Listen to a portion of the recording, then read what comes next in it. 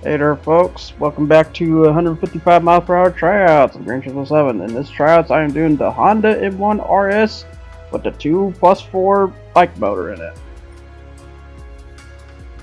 Little fast little machine.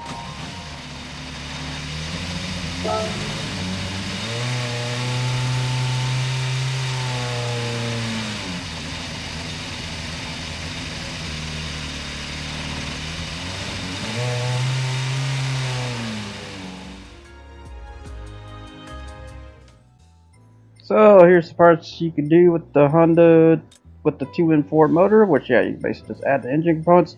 Surprisingly, no turbocharger. I am shocked about that. Usually Hondas are known for turbocharger, but this one is an exception on that. It seems that part. Then again, it is a special bike motor, so I'm gonna give it some slack. So you know, but yeah, B-type 4-cylinder motor this bike motor is, and this is what allows it to enable to do at least 150 miles per hour on the 155 cup tryouts at the end of the day. Because yeah, sadly the regular motor couldn't beat that gap at the end of the day. As much as I tried to lower the back spoiler all the way and that such, it just would not do it at the end of the day. So this will have to do instead. Another car I will say also has this motor as well, so we'll be getting to that one as well. But yeah, as the saying goes, weight reduction all the way in, wide body, and the engine swap. Which yeah, as the saying goes, you know what the engine swap is, 2+4. But yeah, here's the rims. But yeah, I just went with the stocks, just painted them green. But yeah, this is my special splatter color for this one. I will note you can slap customs, and when you slap customs, you can shrink them down to 13 inches, as you see here. You also widen the rim width, because apparently that ain't wide, but the offset just says standard, so I assume the wide body has offset the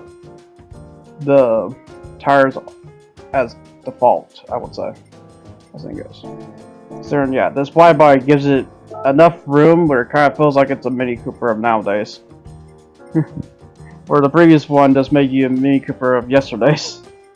And yeah, there's gonna be a lot of comparisons to the Mini Cooper when it comes to this vehicle, because this vehicle, I gotta say, is kind of successor to that at the end of the day. Like a really good successor, I'll say.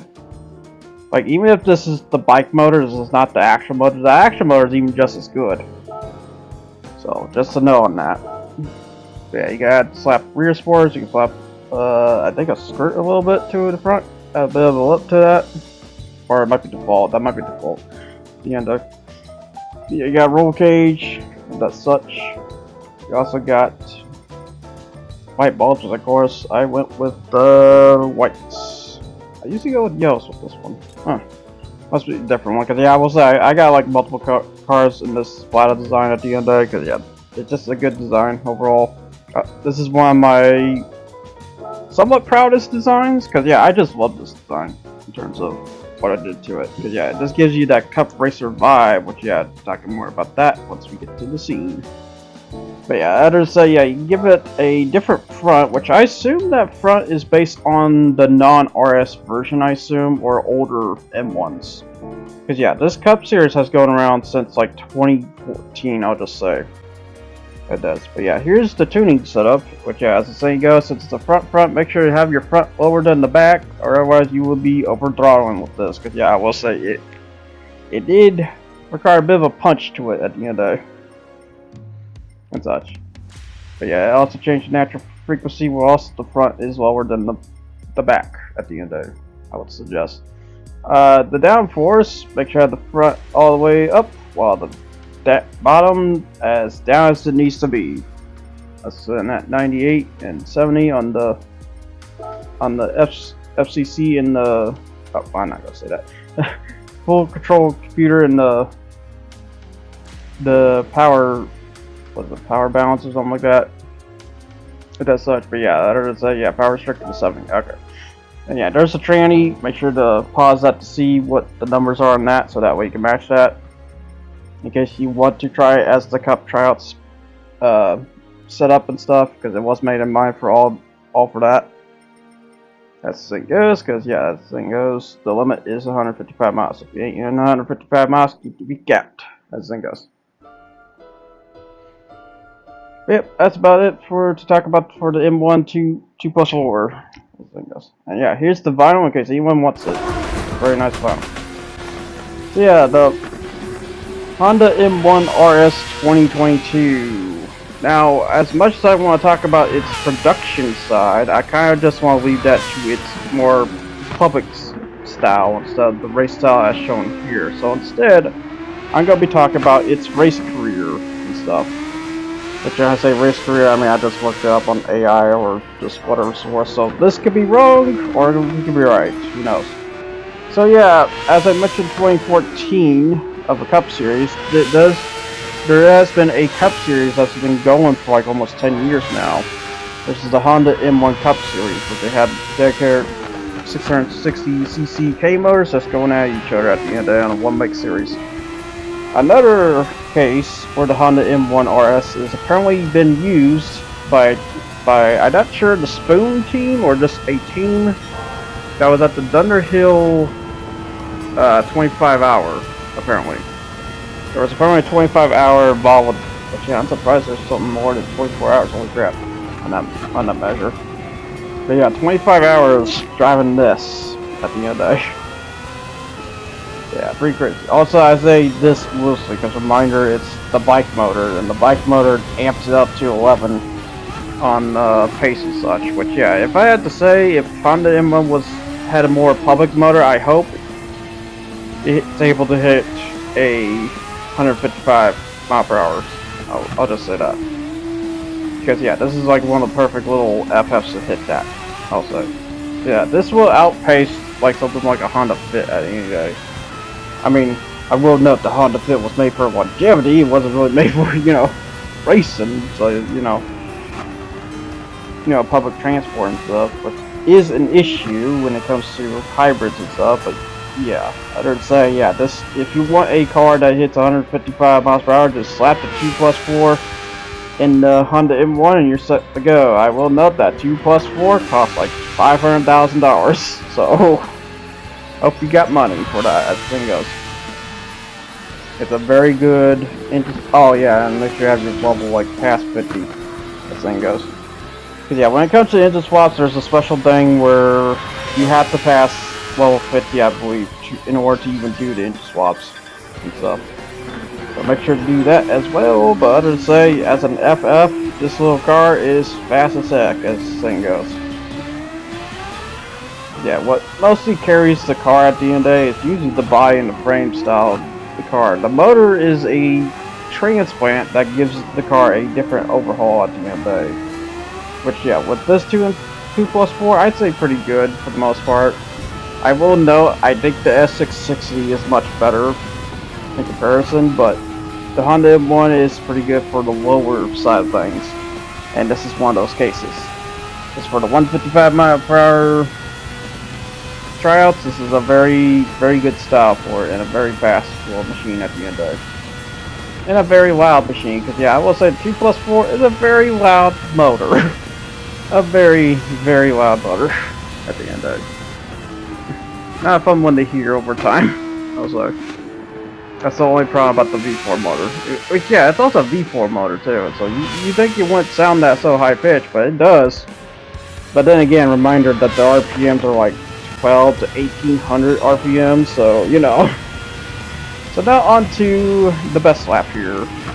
But yeah, in terms of lap difference to the Volkswagen Scirocco Grade 4, it needs like a minute 4. I'll just say a bit of a cut. I'll be surprised I even ever achieved that with this. But yeah, I thought this would be a rival to the Volkswagen Scirocco, but after looking at some times here, maybe not. Maybe not, but we'll see here in the first time how kind of close it is at the end of the day. Which, yeah, I'm probably just gonna say probably not that very close at the end of the day. Especially the other stats I will mention here in a bit once we check the lap time here. As we try to get the Honda M1 as close as we can around Eiger Norman as best as I can. I know it was a bit of a butt, but I think I got a good time at least. Nothing too crazy. But no doubt a professional could probably just take a whole minute to smack me with it. There we go on the wraparound. Let's see here.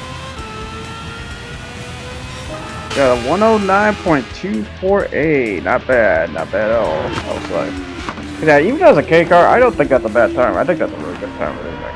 But now on to Laguna Seca. So here's the overall stats. What I think of the Honda M1 RS at the end of the day, which is not bad, not crazy at the end of the day. But yeah, I would say the speed's definitely 4 to 5 at 138 plus climb at Tokyo Expressway south clockwise. Here comes that big old straightaway. 109 during the climb on Laguna Seca when it comes to acceleration. Give me like I would say 3 to 5 because of one big issue this car has that you'll be seeing every now and then. Turning 4 to 5, I think its turns pretty good. I mean, there's a reason why people love this car at the end of the day. I would say its turning is very, very good for the most part when it comes to its cup racing and whatever else it's been tackled in at the end of the day. I wouldn't be surprised if it does a very efficient job at the end of the day. So, for a K-van at the end of the day. Or no, I wouldn't say K-van, I would say hatchback. Yeah, I gotta remind myself, yeah, this is a hatchback, this is not a van. There is a in-van, I will say. But I don't know if they'll add that one. No, who knows. In terms of tire burn and then fuel burn is the big part. The tire burn is like, I want to say pretty light. It's definitely a 4 to 5 for the most part when I test it here at Laguna Seca 6 laps. Yeah, I do test a Laguna Seca 6 laps to see how much of a burn each car suffer. And to recap from the Volkswagen burned tires like no tomorrow, but its fuel was pretty good.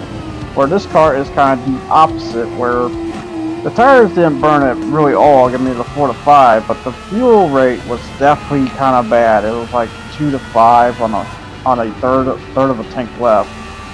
I will note that I guess technically it's good on that part, but reminder that the Volkswagen Scirocco is pulling faster times than this on top of it at the end of the day in terms of performance and such. So yeah, I would say technically 2 to 5 on that at that point, because if it was pulling a faster time, I would say higher, but no at the end of it. And then the other biggest problem about this car compared to the Scirocco, over acceleration stuff. Over acceleration is a big deal when it comes to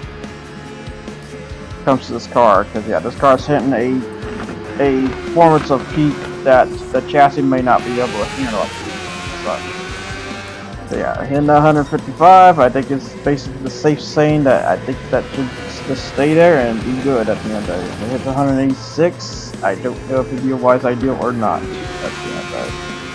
And then yeah, overall I kind of disbelieve in terms of the stats that it's kind of a B car. It's not really a crazy one, but it's fun for what it is to other contenders. If you do racing production cars, yeah, I do plan to do much more cup races at the end of the day. Kind of Miatas and Silvias and that stuff. I kind of wondered what offers there too on top of it. Cause yeah, there does plan to be like sports cars in the mix, tuned technically down for this spec at the end of the day and such.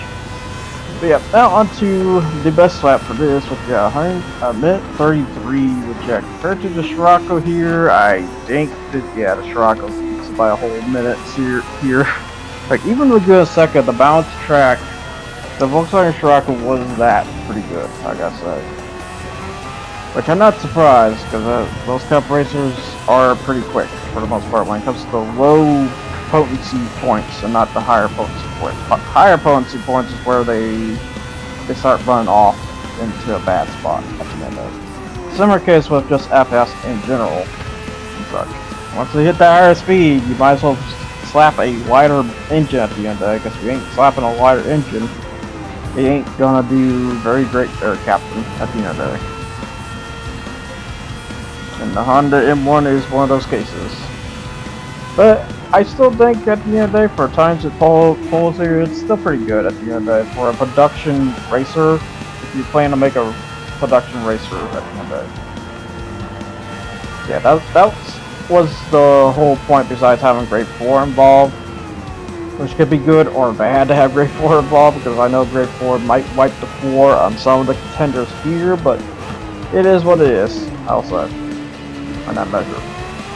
I will note in comparison, if I still had the regular motor would be a bit more fuel efficient than this one at the end of it.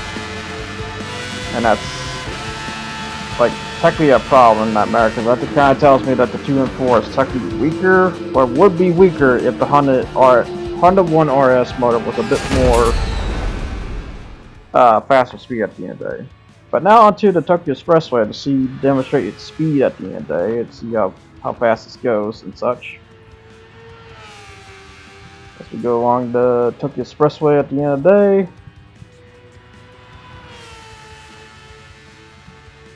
Yeah, see how fast it goes. Not such. Go down the highway section.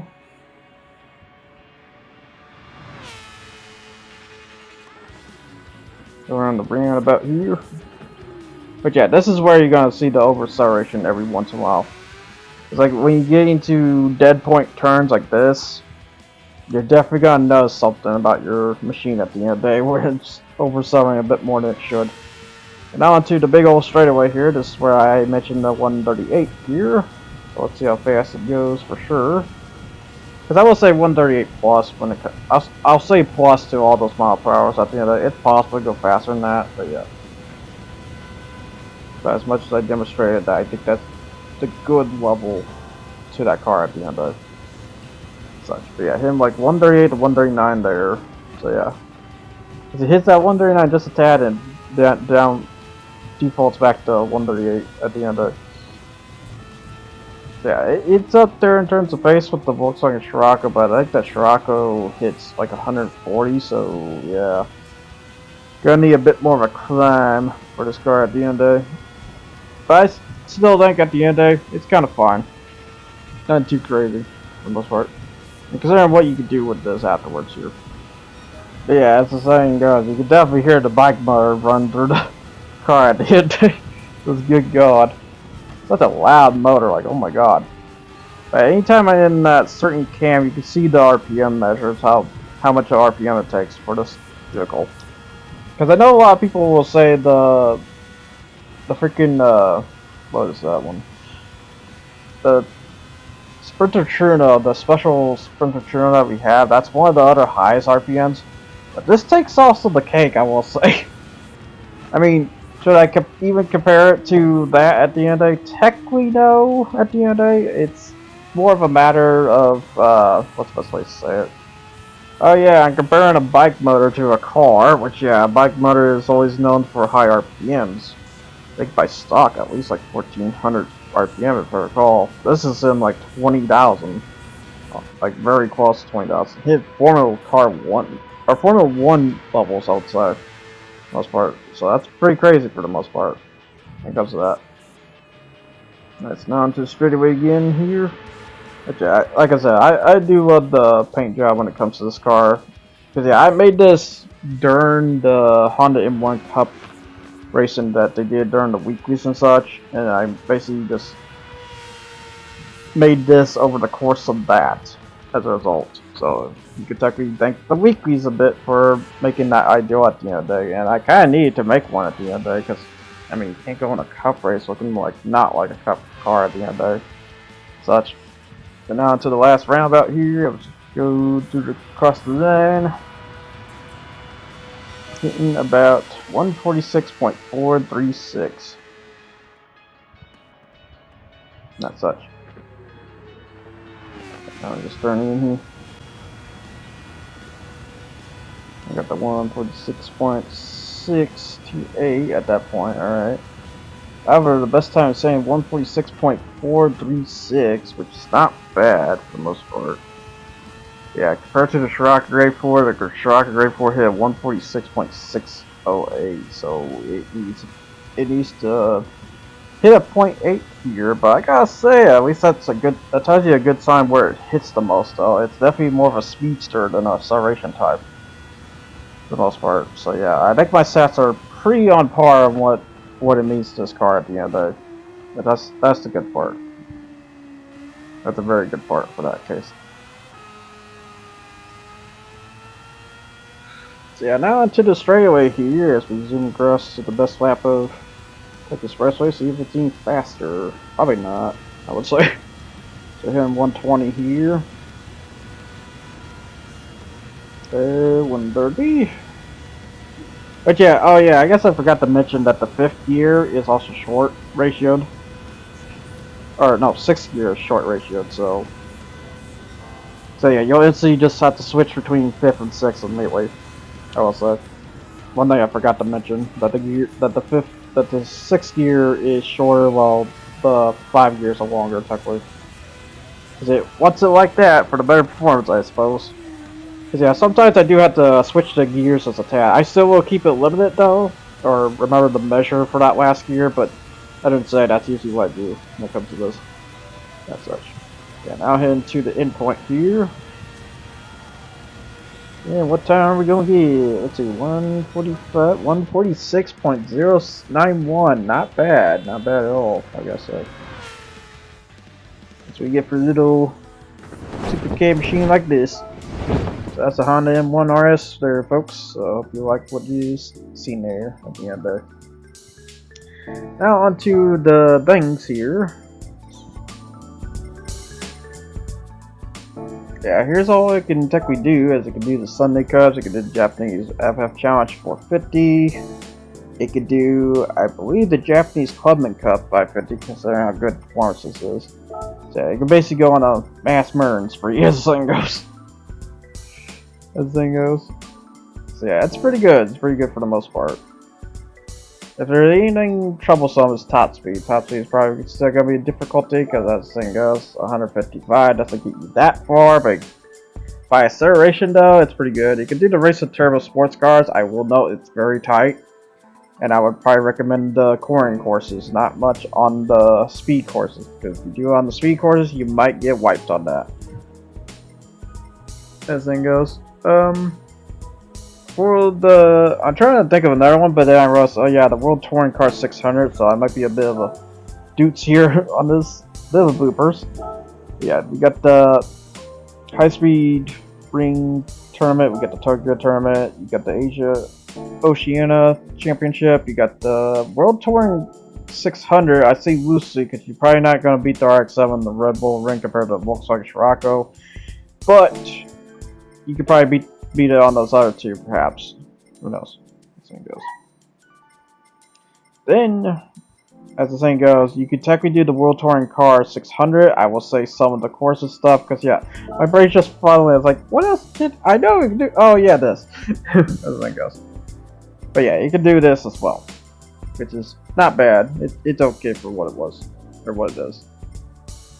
So yeah, that's basically it. What you can technically do with the M1 RS with the 2+4 motor.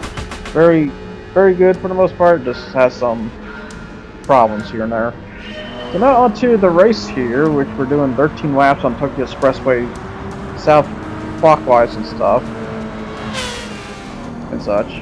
Which yeah, I've been in a bit of a debate when it comes to this anymore, because I was debating, like, should I even keep the race segments anymore, or should I not?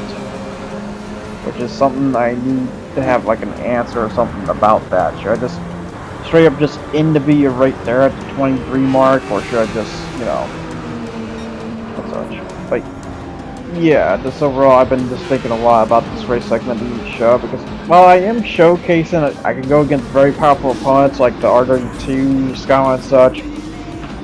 It also doesn't feel like hopefully fair at the end of the day. If there's the best way to imply it at the end of the day, because reminder, these are just stock opponents. They don't have anything special. They're just sports hard tires at best. Maybe comfort sauce. There's a C2 Corvette there. Yeah, I'm surprised I got comfort sauce, by the way. Although, I guess if they had better tires, they probably whip me in shame at the end of the day. So I guess I can't really talk much on that department. So it's like either or when it comes to this, you know. But it is also kind of fun me doing this. It just takes a lot of time in the process of editing of this such. So I kind of just wonder, like, should I just cut the racing portion out, or should I just throw some, or maybe in between just do edit cuts, like once per lap or something, or what exactly? Or just keep it as full as it is? I just need an answer, and no one's not giving me a freaking answer on that, so as a result, I just need to figure it out at the end of it. And such. There comes that. Yeah, just me going against the Honda NSX Type R here. Hello, big brother, as the thing goes. Got that, and then also I see a big old red menace. The Ford GT40. It's like, oh, hello. If you knew my my other uploads way back, I did had, or wait, no, you might not, because I think I was on the other channel on that one, perhaps. No, wait, it might be on this one, because I did tryouts before that. I did PP tryouts, matter of fact, and within that PP tryouts, I had the GT40 as one of the 600 PP contenders and stuff. Which, yeah, that was one of the fastest cars to deal with and such. And in this case, no exception. Like, the GT40 is still a very fast supercar of that period and such. It's still probably like one of the fastest supercars period, because then it has a rear engine design on a rear drive layout. Fast as heck. It's also light. It's based off a race car. Its fuel tank is probably based off a race car, I assume, for the most part. Because then, I will say, the road car is not that very different from the race car, I will say, when it came to making the road car. There's some, you know, regular safety procedures of a road car and such. But yeah, it's still pretty cool at the end of the fact that I'm dealing with a GT40 and such. Then you got the Lancer Evo 8. Yeah, we got Lancer Evo 8, and I think we have Lancer Evo 5. Okay, Evo 4. No, that might be a 4. Because that Lancer's based off the Gran Turismo 1. And that is usually my only hint and clue how to tell which Lancers is what, is based on the game it was in. Because I'll say Lancer Evolution 4 was for Gran Turismo 1, while 5 and 6 were for Gran Turismo 2. And then kind of stayed like that a bit, I believe. I think Lancer Evo 7 might have been in 3 or not. And then Lancer 7 and 8 are probably were in 4, and then 5 was when they introduced Lancer Evo 10 and such. Or in other words, Lancer Evo Final. Because that was the last Lancer, because they ain't gonna do good cars ever again. They're just gonna do crappy crossovers for the rest of their life. Which, I'm sorry, if I was the Mitsubishi head guy, I would redirect that fast. Like, really freaking fast. If anything that you should be doing is what Toyota is doing, at best. But yeah, I believe that is the Lancer Evo 5 or 4. Oh, looks like a 4. Nope, that's a 5. Okay, never mind, I'm wrong. So that is probably, I think that's Gran Turismo 2 in that case. Because Lancer Evo 3 is the little body one. It's not the bigger body. 4 was the in between. 5 was the more chunk looking, but it looked like Tommy Mackinnon style. 6 is Tommy Mackinnon style, but there is the regular non-Mackinnon style. Then there's 7, which was the Lancer Evo GTA, Lancer Evo 8, which was the first MR, 9, also the MR, and then 10. Very confusing, and it took a while to learn at the end of the day. Yeah, you got the BMW M2, you got the BMW M3, so yeah, you get to see which BMW M3 is good at 9 fuel burn and 12 tire rate. But yeah, speaking of car getting murdered badly is the Mustang, specifically the Shelby GT 350R, because just to say, I didn't want to set this that high too, by the way. If I set it really high, you'll get fast cars, but they'll burn their fuel like no tomorrow, as the saying goes. Considering the GT4 just already went in. I will note that I did notice, I think this track is very glitchy for some contenders, because I noticed they pit immediately, as you saw, like, I think around second lap there.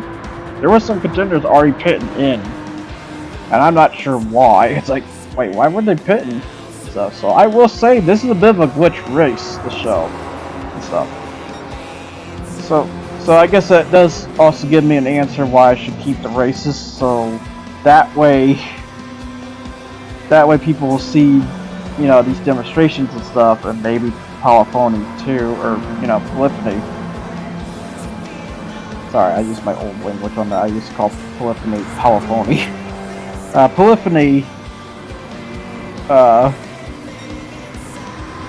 Polyphony to maybe fix that, because that is a really weird issue, I gotta say. Because there's no way that they won't have enough to go around again. Because I noticed that you only had 35%, which I still feel like you could do another lap before you guys go in on that measure. Because yeah, I think the one biggest fundamental problem is that I don't know if they can grasp the understanding is that Tokyo Expressway's pit stop is, I want to say, you know, a third in or like almost a half in. I would say more of a half in on this case. And I think the opponents freak out on that because they're usually used to, you know, once you get to the lap point, there's a pit right there. Well, not for this case. As the thing goes. Oh yeah, we also got some interesting contenders like the Supra versus the SFR. That's a very interesting one. Let's see if the little pipsqueak can beat the or prototype pipsqueak, I should say, because yeah, I will say you can never look in the drive helm on that one, because yeah, that's the only problem about the SFR, and it kind of sucks to be honest, because I'm kind of surprised it doesn't have a cabin at the end of it. Looks like they need to update that. I mean, I think they could technically do it any time. Just turn around, scan the cabin, and just make an updated version. That's all they have to do. Same goes. Because I won't be surprised they still have the car at the end of it. Or not. Then again, reminder that the SFR racing concept was there since Sport. So, I don't think GT6. Was GT6? Holy crap, maybe not. Doesn't think us. But yeah, there's the Shelby going back in though, like really? Yeah, and the best part, he has 2/3, so yeah, something's definitely going on with this race at the end of the day. I don't know what to say. There's the Lancer Evo 5, so it's not. Now I see the name, because yeah, I will say that's the problem. You don't see the full name when you look on the top left there. So you see Lancer Evo, but you don't see what number it represents. So it always leads me to utter confusion on that. And you know, 4 to 6 look basically almost the same, except 4 has that different front going on that you'll notice. This is a similar case that applies to 8 and 9. 8 and 9, I don't know what's the distinction between 8 and 9 besides higher performance and maybe a change to the body a tad. Other than say they're both gray at the end of the day. Yeah, I just find pit at some point here, because yeah, I will say, like, on the lap of 5 is where the pit for the M1RS, which is not bad, that's pretty good. Or 9 times fuel burn on this track, and a reminder, this is the speed track, so people are definitely going to be burning their motors at the end of the day when it comes to the 9 times burn. Because yeah, I will say the Cup Tryouts is the breaking point of the 9 times burn. When we get to 186, it's going to be 6. On the fuel burn, because that is the point where some of those not cup cars, but the sports cars should be able to be grade 4 cars at the end at best, maybe. In another case, they'll probably beat up some 600 pp racers at the end there too. It's either one way or the other on that. But yeah, now I got the GT4 chasing after me at this point, which he's already got a 2/3 of the tank, so he'll probably be pitting around maybe the next lap here. Who knows? He is technically faster than me on some of these straights here when he gets that chance, but otherwise on turns and stuff, I kind of excel him on that part, for the most part. We got the NSX Type R, which yeah, these are the two that always rival against each other, because it kind of tells me that Honda didn't just embarrass Ford, they made a Ford GT successor technically, if you think about it, in some ways. Although, I mean, it's a V6, it's not, doesn't look like a GT40, but it does have that similarity going on, if you notice, when it comes to that car. So that car may not have been just built in mind for supercars, it might have been built in mind successor over the GT40, perhaps. And I will say, as a, you know, as a theory, not really much of a actual, factual thing. It just, there is a feeling for that, you know.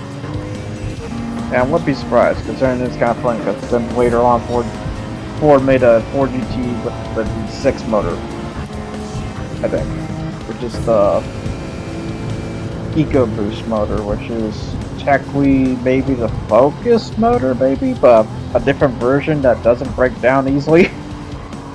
Hopefully, everything goes. But yeah, we got the BMW M2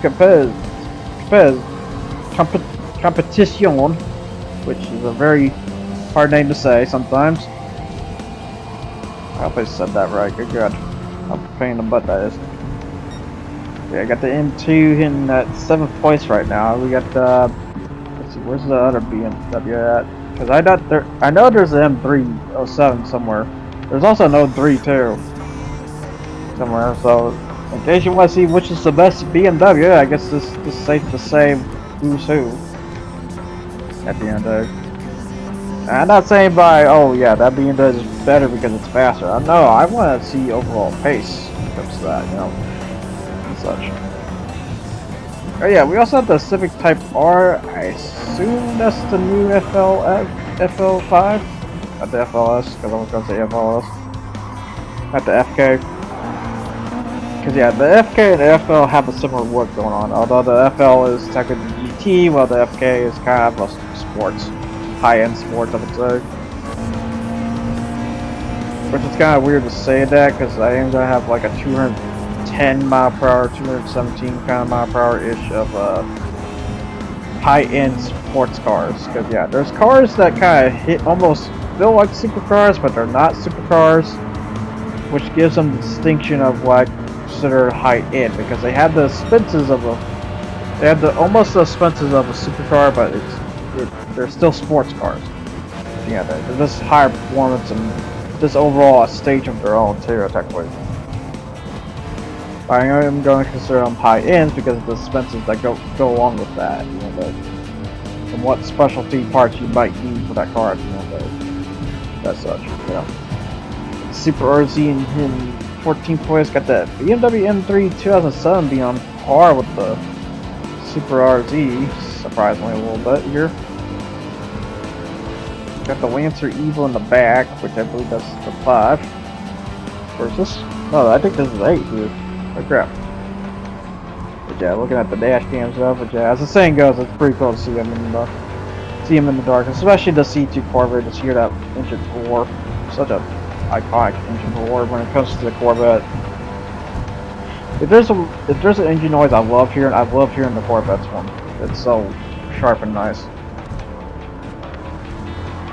And stuff. Nothing too crazy, doesn't have to go, you know, flamboyant and stuff, just right. Got the R32, which I had surprised how much it's fallen on this part, but then again, that thing goes into the all-wheel drive, it's heavy, so you know that might be a big damper to the amount of fuel it's going to be draining on that car at the end of it. Which, as the saying goes, I think the only fix for that would be slapping a lighter motor in that at the end of it. To fix the fuel problem in that car at the end of it. And such. Or, you know, just turn around and slap the R92 motor, I believe it's called, or something like that. R92C. That crazy motor. Because yeah, you can do that. You already do that. Yep, so this driving the Honda M1 RS to victory. I didn't think this was going to be child's play, but it kind of just is at the end of it. The only one that's kind of just giving me a challenge is the NSX and the GT40. If I don't see either of those two, thus I win. Because the SFR is something, but not quite fair. And yeah, as you can see by pace, I'm just outpacing them bit by bit over time, especially when the NSX is about to fit here. So yeah, it's safe to say I definitely won this measure. And I would say I would throw higher competition opponents, but the problem is those higher competition opponents don't really have the fuel to back up their performance at the end of the day. Which that's the basic same when it comes to cars that are, you know, they hit like 1,000 horsepower. But however, there's a huge trade-off. Say goodbye to your fuel. This thing goes. Which that's when we just hit too far in terms of car performance and stuff. I think car performance needs to damper down. Hit a nice 400, 600, just call it good. And the reason why I say 400, 600 because that's usually the spot to hit for 200 miles per hour. And especially what I'm gonna say here, instead of going crazy on the engine, go more crazy on the transmission. I would say. Try to make an even faster transmission that hits the comfort rate of pedestrian while in a racing potential of race cars. So, if you can hit those measures, I think you get a way better car than a car that has to hit like 800 freaking horsepower just to get somewhere. Yeah, because that's where I'm just gonna say too much speed, just too much speed. Too much horsepower. You do not need this much. That is what we call bloat at its finest. Because what actually needs to be in terms of performance of cars is aerodynamics and transmission stuff at that point. When it comes to cars that are hitting the 400, 600 horsepower range there. If they start hitting like 1,000, what is even the point? Besides being a drag car. That, again, another sport I don't care for. Everything goes.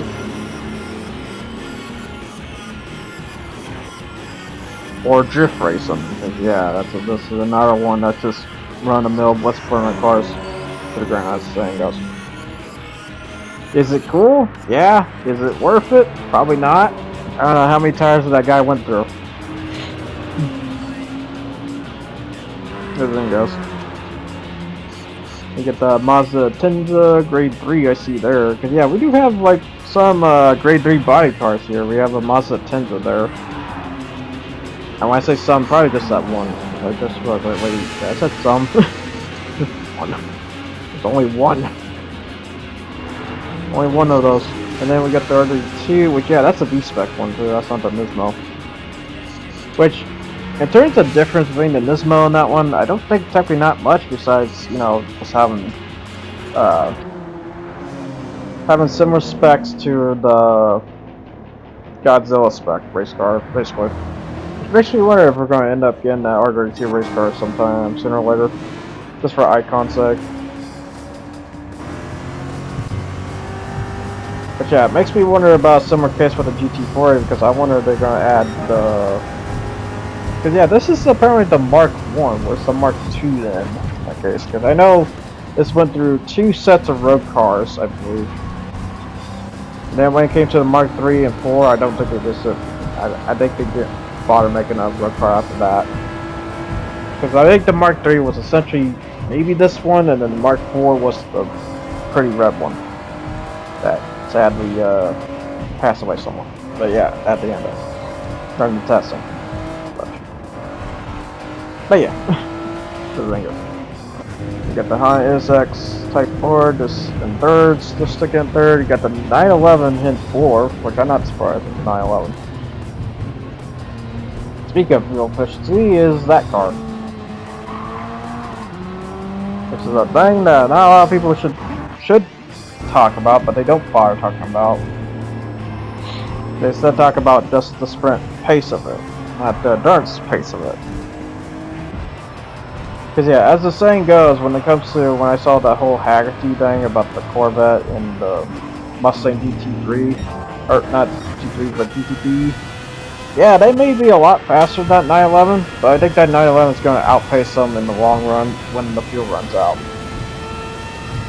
Then again, I'm only basing it on because of fuel time burn procedures of Gran Turismo, but if I do ever come to a point where the ZR1, the GT3, or GTD, and the 911 RS, which I think we had that one, maybe, for the most part. Although that might be a different Porsche. I'm not really sure for sure on that one. Yeah, just driving the M1 RS to victory at this point. As the sun is finally coming up, because yeah, I think I went too a little quick on the laps, I will say, because yeah, it's 12 or 13. I think I should have done 14 laps instead. Because the last time I did the tryouts, the sun was up and stuff for this one. Because yeah, I had a whole dedicated tryouts for this until the whole cappuccino incident happened on the drafting thing that I need to restructure this whole tryout thing in general.